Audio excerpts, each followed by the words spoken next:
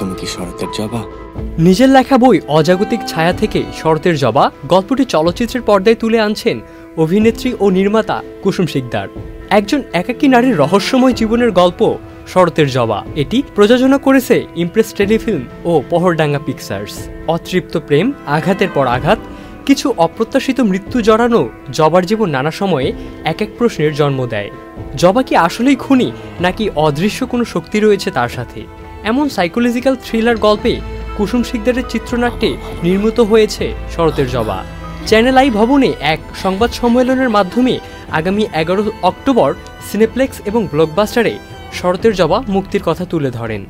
এ সময় কুসুম শিকদার ছাড়াও উপস্থিত ছিলেন নিদ্রা দে নেহা, সুমন ধর, মাহফুজুল হক আশিক, সাইফুল ইসলাম খান, খৈয়ম শানু সন্ধি, ASM কাউসার।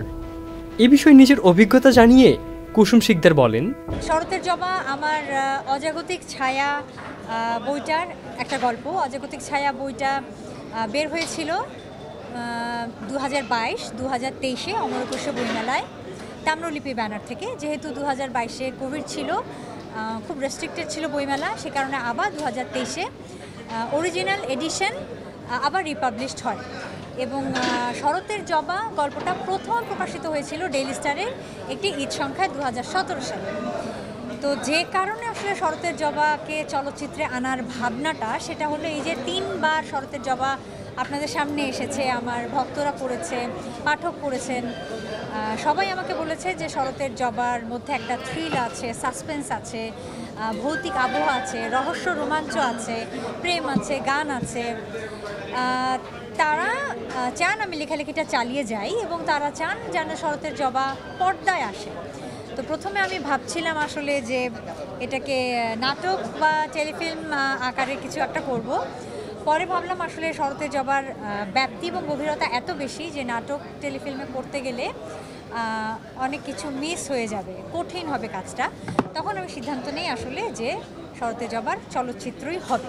এভাবে শরতের জবাকে আসলে চলচ্চিত্রে আনার যে ভাবনাটা, সেটা 65% পর্যন্ত বিদ্যুৎ বিল সাশ্রয় করে আপনাকে রাখে প্রশান্তিতে। ওয়ালটন ফ্যান হাওয়া বদলে দেয়। নির্মাণের কথা বলবো যে আমি as a matter of fact আমি আসলে 2-1 জনের সঙ্গে আগে কথা বলেছিলাম পরিচালনার জন্য শরতের জবার, কিন্তু আমার মনে হচ্ছিল যে কোনোভাবে আমার যে চিত্রনাট্য বা আমার যে মূল ভাবনা, সেখান থেকে আমরা সরে যাচ্ছি। আসলে আমি যা দেখাতে চাই সেটা হচ্ছে না।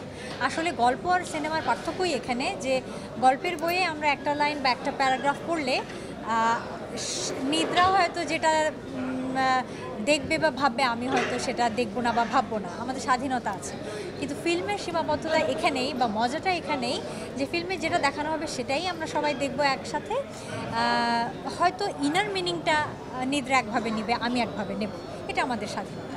তো সেই জন্যে আমি ভাবছিলাম যে ওনাদেরকে দিয়ে করালে হয়তো আমার যে চিন্তাটা, আমি যেটা দেখছি, আমার যে ভিশনটা, সেটা একটু হলেও সরে যাচ্ছে। তখনই ভাবলাম যে আমি এই কাজটা করব।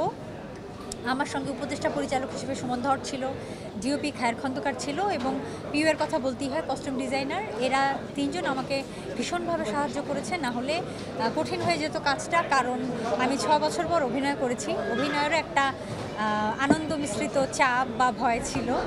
কুসুম শিকদার ছাড়াও চলচ্চিত্রটির বিভিন্ন চরিত্রে অভিনয় করেছেন জিতু আহসান, ইয়াস রোহান, নিদ্রা দে নেহা, নরেশ ভুইয়া, শহীদুল আলম সাচ্চু, মাহমুদুল ইসলাম মিঠু সহ আরও অনেকে।